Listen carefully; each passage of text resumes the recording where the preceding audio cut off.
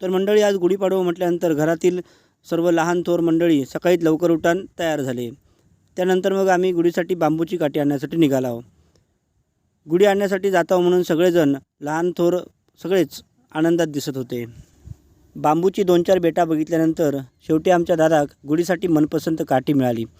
मग दादान क्षणाचाही विलंब न लावता ती काठी तोडली आणि मग ही गुढी घेऊन आम्ही सगळेजण आमच्या घराच्या दिशेने निघालो.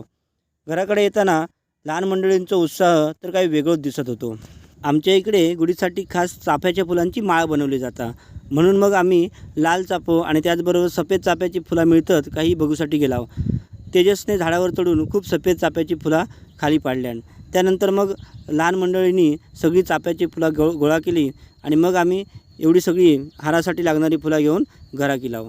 आम्ही हारासाठी लागणारी चाफ्याची फुलं गोळा करून आणेपर्यंत काकांनी गुढी उभारण्यासाठी लागणारी सगळी तयारी पूर्ण केली. त्यानंतर मग माझ्या बायकोन आम्ही आणलेल्या चाफ्याच्या फुलांचं मस्तपैकी हार बनवल्यान आणि मग गुढीच्या वर उभारण्यात येणाऱ्या तांब्याची सजावट पूर्ण केल्यान.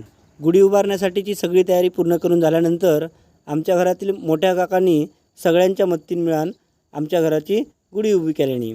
गुढी उभी करून झाल्यानंतर ती एका ठिकाणी स्थिर राहण्यासाठी काकांनी ती गुढी सुतळेच्या साहाय्याने घट्ट बांधून घेतल्यानी. अशा प्रकारे आमच्या गोसावी कुटुंबियांची गुढी अगदी डौलात उभी राहिली. त्यानंतर मग घरातील सर्व लहान थोर मंडळींनी गुढीची पूजा केली. तर मंडळी, सगळ्यांका गुढीपाडव्याच्यो आणि नवीन मराठी वर्षाच्यो खूप खूप शुभेच्छा. आजचो मिनी व्लॉग आवडल्यास नक्की लाईक करा, कमेंट करा आणि जास्तीत जास्त शेअर करा. धन्यवाद.